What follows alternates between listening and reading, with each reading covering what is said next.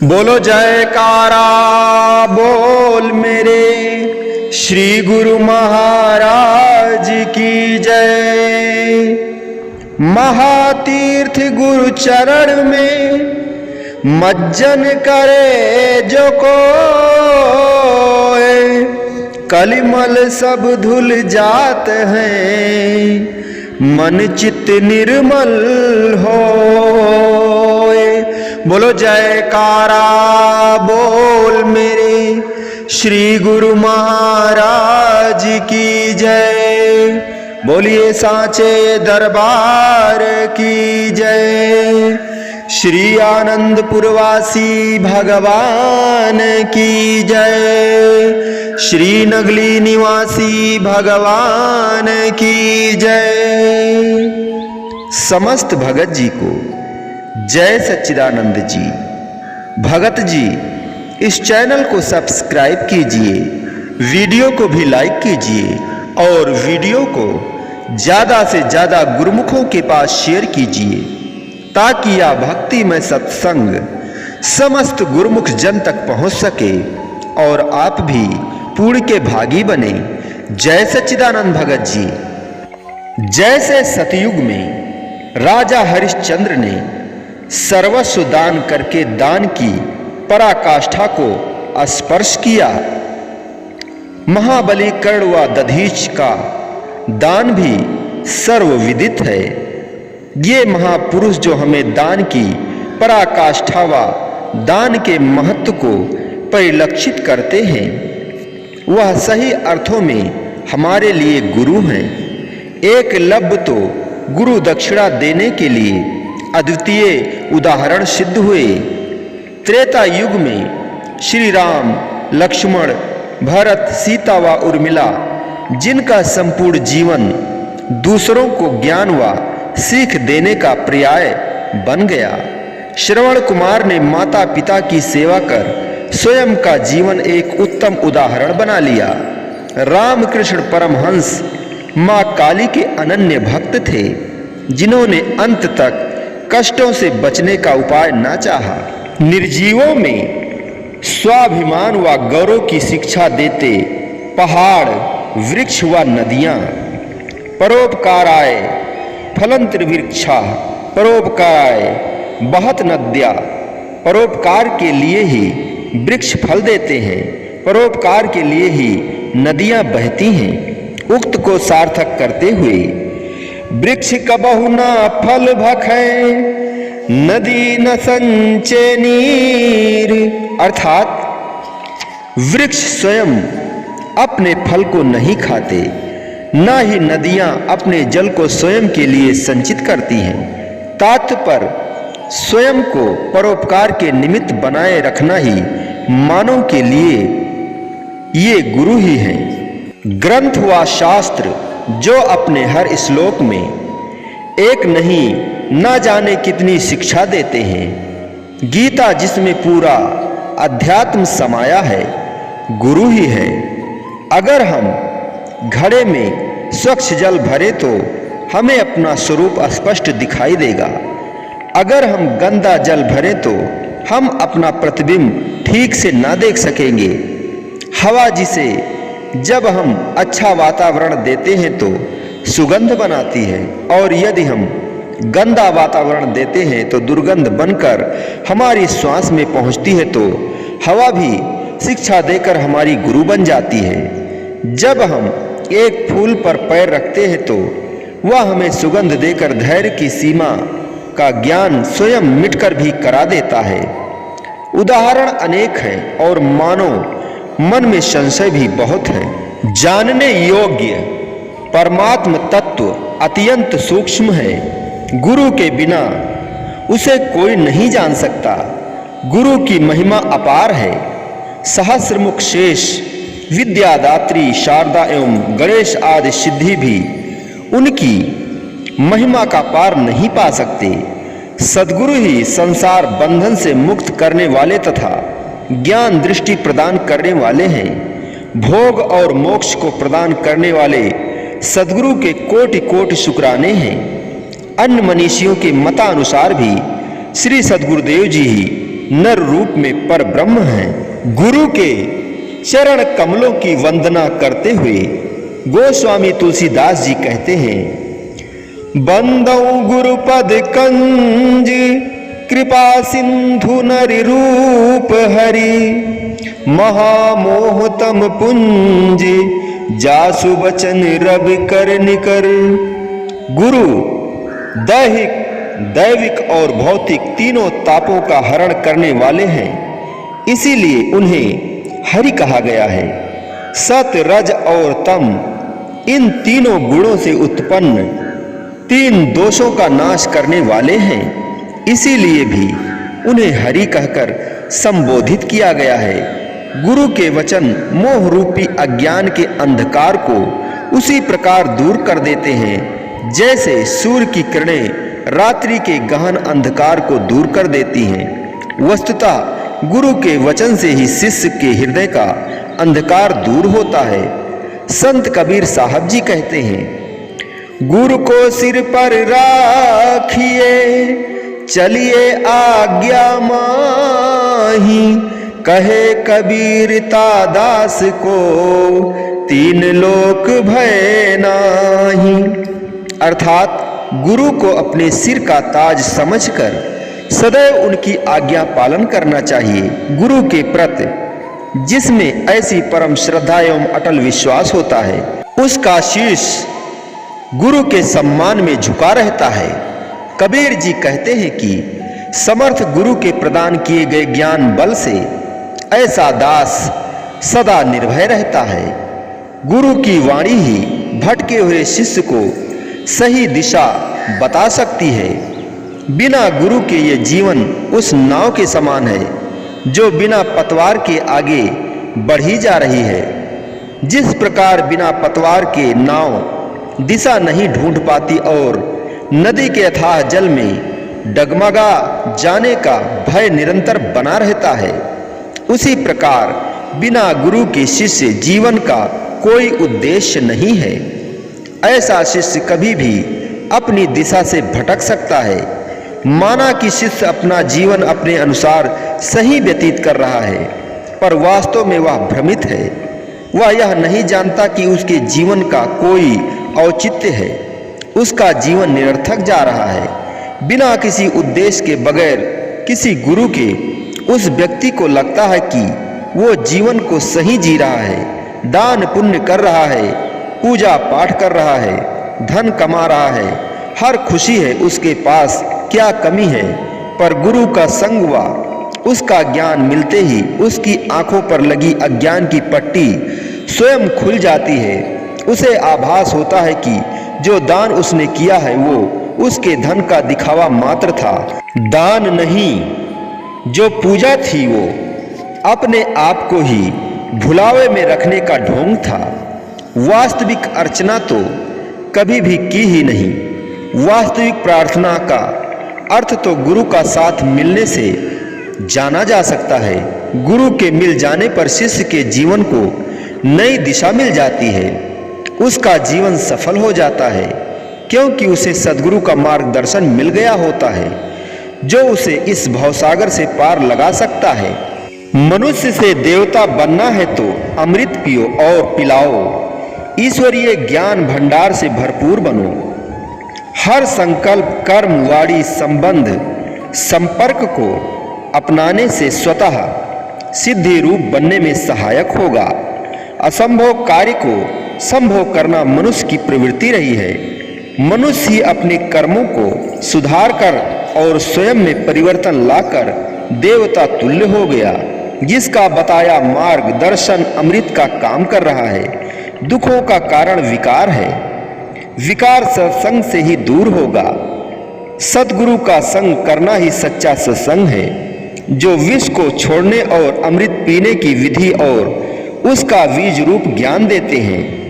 हवा दिखाई नहीं देती, परंतु चित्रकार ऐसा चित्र बना देता है कि लगता है कि उस चित्र में हवा चल रही है। इसी प्रकार निराकार अविनाशी प्रभु को सद्गुरु ऐसा विचित्र करते हैं कि ईश्वर के आशीर्वाद का आभास होने लगता है। अपने बल और भरोसे के आधार पर मार्ग तय करने वालों को कष्ट और बाधाओं को पार करना ही पड़ता है। जैसे नाव को नदी पार जाने के लिए बीच भंवर में होकर ही जाना पड़ता है। इंद्रिय सुख, भौतिक सुख विष के समान है। यही जीवन का बीच भंवर भी है, जिसे पार करना एक कठिन तप है। जिसे कोई कोई पार कर पाता है, उस कोई कोई में भी कोई ही अमृत पान कर सदा के लिए अमर होता है। जिसका दर्शन दूसरों को भी अमृत पान कराता है। गीता में कहा गया है, भगवत भक्ति में लगे रहकर बड़े बड़े ऋषि मुनि अथवा भक्तगण स्वयं को इस भौतिक संसार में कर्म के फलों से मुक्त कर लेते हैं। इस प्रकार वह जन्म मृत्यु के चक्र से छूट जाते हैं और प्रभु के पास उस अवस्था को प्राप्त करते हैं जो सारे दुखों से परे है। जीव ने अगर प्रभु को प्राप्त करना है तो गुरु की शरण में जाना ही होगा।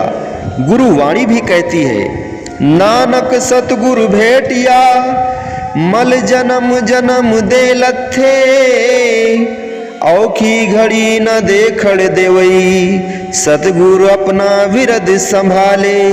कलयुग में अपने मन पर नियंत्रण करना कठिन नहीं है, लेकिन इंसान सुखों की इच्छा करता है, इसलिए सुख उससे दूर भागते हैं। अगर वह भक्ति की तरफ अपने मन को लगाने का कर्म नित्य करे तो सुख पा सकता है। हमारी इंद्रियों को जो अच्छा लगता है वह सुख है और इंद्रियों को जो नहीं सुहाता वह दुख है। सूर्योदय से सभी प्रसन्न होते हैं, लेकिन उल्लू को दिखाई नहीं देता, तो इसमें सूर्य का क्या दोष है। एक व्यक्ति अपने परिश्रम से कमाया हुआ धन अपनी जेब में रखकर यात्रा कर रहा है। उसके मन में सुंदर कल्पना चल रही है कि इस महीने के वेतन में मैं कई कार्य करूंगा। सर्दी का मौसम है, अपने बच्चों को जूते पहनाऊंगा, पत्नी के लिए ताकत की अच्छी अच्छी सी दवाई खरीदूंगा और उसके लिए एक स्वेटर भी खरीदूंगा। फिर आभास हुआ मुझे भी ठंड लग रही है, सुबह शाम आना जाना पड़ता है, मेरा भी स्वास्थ्य ठीक नहीं रहता, मैं भी अपने लिए थोड़ा च्यवनप्राश ले लेता हूँ। अगले ही पल विचार आया कि 2000 रुपये का ऋण भी तो है, उसे उतारना है। वह कल्पना अच्छी कर रहा था, लेकिन किसी जेब कतरे ने उसकी जेब सफाई से काट ली। जिस समय उसने घर जाकर अपनी जेब में हाथ डाला, खुशियों के स्थान पर शोक छा गया। सारी कल्पनाएं काल के गाल में समा गईं। उस जेब कतरे ने तो वह धन चाहे अपने ऐसो आराम में उड़ाया होगा, लेकिन उस गरीब के तो होश उड़ गए, उसके तो सारे समीकरण ही बिगड़ गए। इसमें उसकी कोई त्रुटि भी नहीं दिखाई देती, क्योंकि वह तो अपनी एक माह की कमाई लेकर आ रहा था। उसने परिश्रम किया था उस धन के लिए, लेकिन फिर भी वह उसको सुख न दे सका। यही परिस्थितियां की मार होती हैं। जब विपरीत समय आता है तब सारे सामंजस्य बिगड़ जाते हैं। आदमी अकेला हो जाता है और दुख उसे और दुखी करता है। उस समय ऐसी भयानक परिस्थिति आती है, जो प्रेम करते थे वे भी नफरत करने लगते हैं। पारिवारिक संबंध भी बिखर जाते हैं। जिस पर आपको विश्वास होता है कि यह मेरी दुख के समय में सहायता करेगा, वही व्यक्ति विश्वासघात करने लगता है, अपमान करने लगता है। ऐसे समय में केवल सद्गुरु ही साथ देते हैं। यह ऋषि मुनियों और शास्त्रों का कथन है। गुरु बिन भजन हराम है, गुरु बिना देते दान, गुरु बिन नरक में जाई है, देखो वेद पुराण। अर्थात गुरु ज्ञान के बिना अपनी मनमानी से माला आदि का जाप करना और दान पुण्य करना सब निष्फल अर्थात व्यर्थ हो जाता है। चाहे वेद पुराण शास्त्रों में भी यह देख लो, क्योंकि अज्ञानता की अवस्था में किए गए शुभ कार्य उपयुक्त विधि और शास्त्र नीति के बिना उचित फल नहीं देते। गुरु की आज्ञा के बिना कोई भी सुख ऐश्वर्य भोगना हमें हराम मानना चाहिए। गुरु की खुशी के बिना हमारी सभी खुशियां, सभी भजन कीर्तन व्यर्थ हैं। गुरु की आज्ञा को मानते हुए ही सुयोग पात्र को ही दान दें। कभी भी दान की वस्तु को याद ना रखें। वस्तुतः कल्याण के लिए दो चीजें आवश्यक हैं। प्रथम गुरु का होना और द्वितीय गुरु के प्रति पूर्ण समर्पण होना। इस द्वंद्व से भरे संसार में गुरु अपने अनुभूत सरल मार्ग का परिचय देता है। कोरा भजन ही हमें मुक्त नहीं करा सकता। निर्वाण के लिए निदर्शन जरूरी है। व्यक्ति को अपने जीवन में यह अवश्य ध्यान रखना चाहिए कि समय अनुकूल हो या प्रतिकूल, लेकिन गुरु को कभी भूलना नहीं चाहिए। उसके विचारों और कार्यों से गुरु कृपा की सुगंध आनी चाहिए, क्योंकि कई बार व्यक्ति स्वयं अपने स्थान पर ठीक होता है लेकिन दूसरे के व्यवहार से दुखी होता है। हमारी संस्कृति में भक्ति का जो रूप बताया गया है उसमें आधार है समर्पण और प्रेम। जब तक इन भावों का उदय नहीं होता तब तक भक्ति क्रियाशील नहीं हो सकती। प्रेम का उदय होने का तात्पर्य है कि हमारे हृदय के तार, मस्तिष्क की तरंगे उस आदि गुरु तत्व से जुड़ जाएं जो संसार का संचालन करती हैं। भक्ति जीवन में आवश्यक है, इसलिए शास्त्रों में बार बार 3 प्रकार की भक्ति का विशेष विवेचन किया गया है। माता पिता के प्रति भक्ति, गुरु के प्रति भक्ति, ईश्वर के प्रति भक्ति। निम्नतर स्तर से उच्चतम स्तर तक पहुंचने के लिए ये 3 आधार हैं। माता पिता की भक्ति के बिना गुरु की भक्ति नहीं हो सकती, और जब गुरु की भक्ति करते हैं तो स्वयं ही ईश्वर के प्रति भक्ति का रुझान हो जाता है। सामान्य नया शिष्य सफलता हेतु व्याकुल रहता है, परंतु वस्तुतः सद्गुरु को दृश्यमान इंद्रियों द्वारा देखा अथवा जाना नहीं जा सकता। इसे तो समर्पण व सेवा की विधि से निरंतर संपन्न करने से जीवन की भौतिक स्थिति श्रेष्ठ होकर शिष्य को आध्यात्मिक स्तर पर उन्नत करती है। तब शिष्य स्वयं में शुद्ध हो जाता है और उसकी इंद्रियां पवित्र होकर भक्ति रस का अस्थायी स्पर्श कर सकती हैं। जब व्यक्ति इस प्रकार की स्थिति में गुरु सेवा, प्रभु सेवा में युक्त रहता है तो वह जीवन भर के लिए भक्ति रस में लीन हो जाता है। जीवन के हर स्तर पर भक्ति रस निरंतर अधिक से अधिक आनंददायी हो सकता है। इस प्रकार एक शिष्य समर्पण और सेवा से संबद्ध होकर जीवन के विभिन्न रसों की निरंतर आनंदपूर्ण अनुभूति प्राप्त कर सकता है। गुरु प्रेम में 3 वस्तुएं नहीं होती, न दूरी होती है, न देरी होती है और न दुराव होता है। प्रेम में प्रकट हो ही मैं जाना, तुम प्रेम में हो गया प्रकट, देरी नहीं है, सामने प्रकट हो जाता है। हाथ उठाया और हस्त मिलाप कर लिया, दूरी ही नहीं है, बिल्कुल निकट सन्निकट भीतर है। कोई दुराव नहीं, कोई पर्दा नहीं। खेद की बात है कि विदेश से तो गुरु आकर ज्ञान शिष्यत्व बेचते हैं कि 1000 5000 में भगवान के साथ साक्षात्कार। सीधी सादी भोली भाली जनता उनकी वाक्पटुता का शिकार होकर साक्षात्कार करने, दीक्षा लेने, मंत्र लेने भी चले जाते हैं। 5000 में अगर भगवान मिल जाता तो विश्वामित्र क्या मूर्ख थे कि 1000 वर्ष तक एक स्थान पर बैठे रहे। उन्होंने तप क्यों किया? इतनी छोटी छोटी बातों में न फंसना मेरे भाइयों। दुनिया झुकती है, झुकाने वाला चाहिए। खुद की साधना खुद को करनी पड़ती है। कोई सद्गुरु हो पहुंचे हुए आशीर्वाद दे दें तो वो बात अलग है, लेकिन ऐसे गुरु कोई बाजार में नहीं घूमते, दुकानों पर नहीं मिलते हैं।